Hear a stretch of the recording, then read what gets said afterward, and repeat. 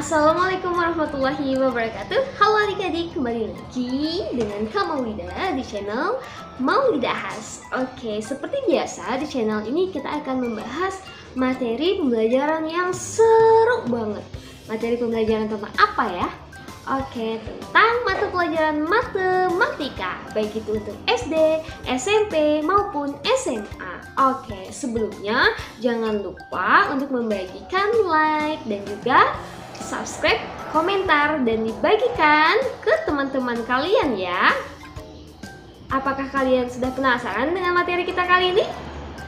Oke, kita akan belajar. Let's go!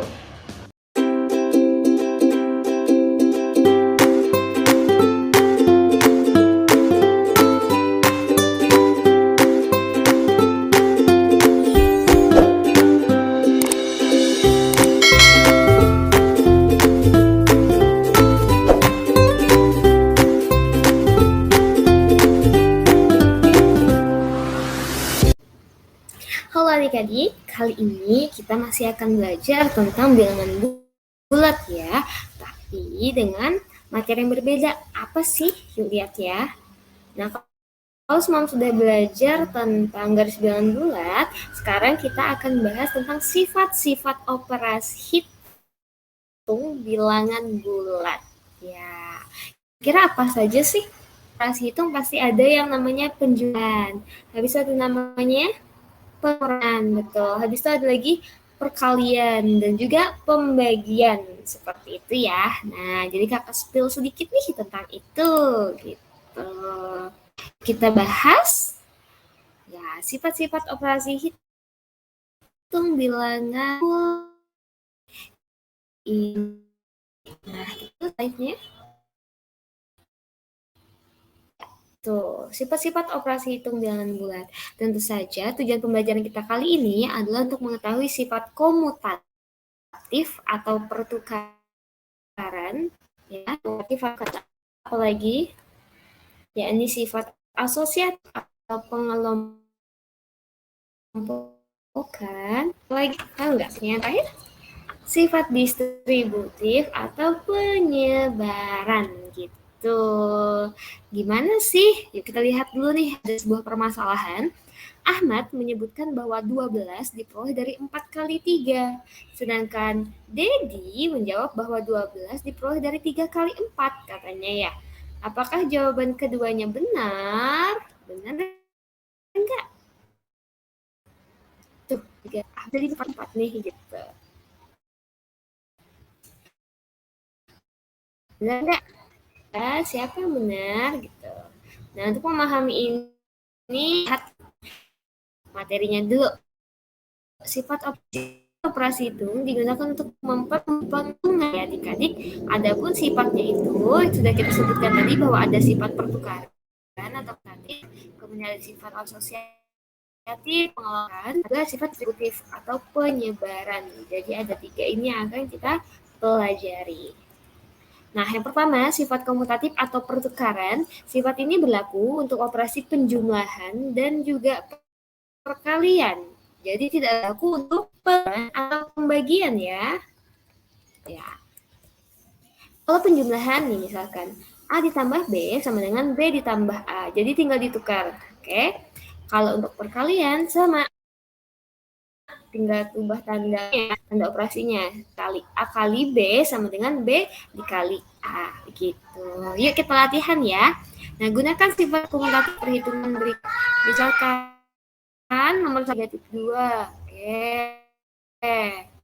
Kedua, 3 dikalikan negatif 4. Ingat sifat komutatifnya. Kalau penjumlahan tadi A tambah B sama dengan B tambah A. Kalau perkaliannya B kali A gitu ya. Tinggal ditukar kok. Berarti di sini bisa kita selesaikan. Gimana nih? A tambah negatif 2. Berarti menjadi negatif 2 ditambah 5. Tinggal ditukar ya. Selanjutnya kalau perkaliannya 3 kali negatif 4. Berarti negatif 4 dikalikan 3. Gitu. Sampai sini? Paham kan ya? Oke. Kita lanjutkan. Nah, latihan yang kedua. Isilah titik-titik pada perhitungan berikut katanya. Tuh, titik-titik ditambah negatif 24 sama dengan negatif 20. Oke. Kemudian yang kedua, negatif 3 dikalikan titik-titik sama dengan 36. Oke. Ini memang ingat lagi sifat komutatif. Kalau penjumlahan A tambah B, B tambah A, perkalian A kali B sama B kali A. Gimana caranya nih? Gimana ya? Ada yang tahu nggak? Kira-kira apa ini? Tuh, kira-kira angka berapa di 24 sama dengan negatif 20? Ada yang tahu tidak? Ya, angka berapa ya? Di sini bilangan berapa? Angka berapa ditambahkan negatif 24 sama dengan negatif 20? Berapa? Di sini berarti caranya, nah, 4 berarti kan ya? 4 ditambah negatif 24 sama dengan negatif 20 gitu. Oke. Selanjutnya kalau di sini negatif 3 dikalikan berapa? Hasilnya 36. Tuh, negatif 3 dikalikan negatif 12. Iya, barulah hasilnya 36 gitu. Ya, kita buktikan ya. Kalau dijadikan pakai sifat komutatif, jadinya negatif 24 ditambah 4. Hasilnya adalah negatif 20. Lanjut di sini berarti 11 dikalikan negatif 3. Negatif kan negatif kan positif, jadinya 30. 12 kali 3, 36 gitu. Nah, selanjutnya sifat yang kedua, sifat asosiatif atau pengelompokan. Sifat ini berlaku untuk operasi kalian juga. Jadi untuk pengurangan dan pembagian tuh tidak berlaku ya. Nah, bagaimana kalau penjumlahan? Nih,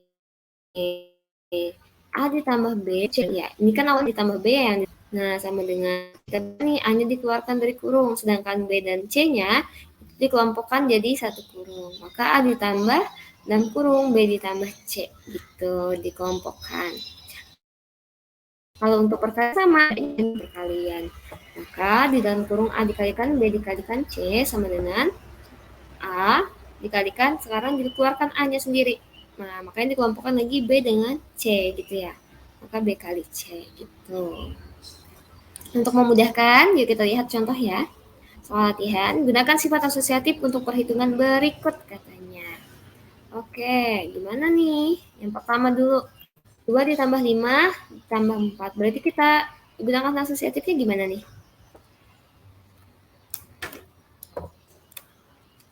Maka di sini 2-nya dikeluarkan, ditambah, nah buka kurung, tutup kurung. Ya, 2 ditambah 5 ditambah 4. Berapa ini? Berarti 2 ditambah 5 tambah 4 berapa? Kerjakan dalam kurung dulu ya. 9. 2 tambah 9, 11 gitu. Kemudian, kalau untuk nomor 2-nya gimana nih? Tahu nggak? Ini kita tulis di samping aja ya. Maka di sini tulisannya 2 sebentar. Pointernya basah, 2 tambah 9, 11.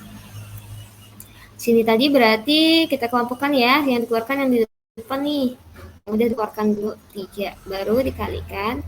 Nah, yang ini kita kalikan nih. Bikin dalam kurung, 3 dikali yang dalam kurung dulu. Min 4 kali 6. Berarti min 24. Min 24 dikalikan 3 berapa? Yuk, min 24 dikalikan 3. Coba kan? 24 kalikan 3. Yang pasti di sini hasilnya negatif dulu. 4 kali 3, 12. 2 kali 3, 6. Tambah 1, 7. Berarti negatif 72. Negatif 72. Nah, ini hasilnya ya adik-adik. Oke.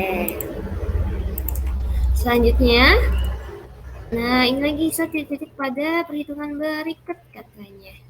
Gimana nih? Gimana ya? Yang tahu?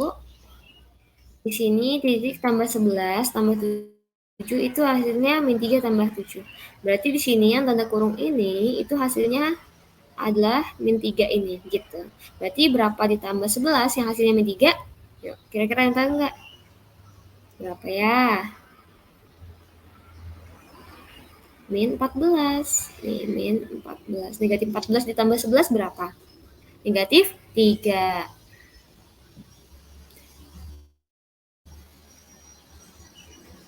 Oke. Selanjutnya kalau di sini 2 dikalikan berapa? Kalikan 6 sama dengan 24. Berarti ingat yang tadi, ini dalam kurung ini otomatis ke sini kan ya hasilnya. Berarti 2 kali berapa yang hasilnya 24? Yang tahu? 12. 2 kali 12 hasilnya 24. Oke, gimana? Sangat mudah kan? Ya, kita lanjutkan sekarang sifat distributif atau penyebaran. Nah, pada sifat distributif ini berlaku sifat distributif perkalian terhadap penjumlahan dan juga distributif perkalian terhadap pengurangan. Nah, jadi di sini nih baru ada penjumlahan dan pengurangannya ya. Di sini lihat. Nah, jadi penjumlahannya di sini. A dikalikan dalam kurung B ditambah C tutup kurung sama dengan tinggal distribusi. Berarti ini gini ya caranya. A dikali B ditambah A dikali C. Jadi dikalikan. Gitu. Lihat tanda di sini karena plus maka dijumlah ya dikali ya. Oke, kalau pengurangan beda di tanda di dalam kurung ini aja nih. Oke, cara kita diskusinya kalikan ya, A kali B, kemudian A dikali C. Terus tandanya apa? Karena sini negatif, maka pengurangan ya. Jadi pengurangan juga A kali B dikurangi A dikali C. Gitu. Kita lihat ke contoh soalnya. Gunakan sifat distributif untuk perhitungan berikut katanya. Nah, yang pertama ini, gimana kalau kita jadikan distributif? Ingat tadi, 4 dikalikan min 2, 4 dikalikan 3. Berarti 4 dikalikan min 2, tandanya apa nih? Plus, ya. Jumlahkan 4 dikalikan 3. Oke, 4 kalikan min 2 berarti min 8. Ditambah 4 kali 3, 12. Min 8 tambah 12 berapa? Sama aja dan 12 dikurang 8 ya. Berapa 12 kurang 8? Berapa? 4.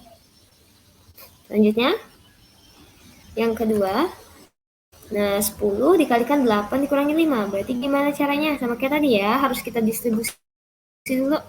Berarti 10 dikalikan 8.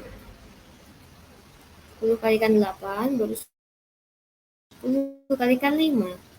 10 kalikan 8. Nah, tandanya apa di sini? Pengurangan, berarti dikurang. 10 dikalikan 5. Jadinya 10 kali 8, 80. 10 kalikan 5, 50. 80 kurang 50, 30. Nah, ini ya jawabannya. Oke, bisa kita lanjutkan? Ya, soal yang 6, isilah titik-titik pada perhitungan berikut. Sama nih, suruh cari titik-titiknya ya. Gimana nih? Oke. Mana? Nah, lihat di sini. Min 7 tambah 4 ya. Di sini ada min 7. 7 dan 4. Berarti siapa di sini angka sini? Ingat tadi ini kan yang dikalikan. Oh, yang di sini yang dikalikan adalah 5. Berarti angka yang mengisi di sini 5. Gitu. Oke, jelas. Selanjutnya yang kedua. Nah, yang kedua gini nih. 8 dikalikan. Oh, sekarang yang di dalam tanda kurung berapa ya? Gitu. Lihat, 8 kan yang dikalikan nih. Ya, 8, 8. Benar. Yang 2 di sini. Berarti yang di sini siapa nih? Yang di sini. 2, 8 kali 12, 8 kali min, 8 kali min, dikurangi 8 dikalikan 2.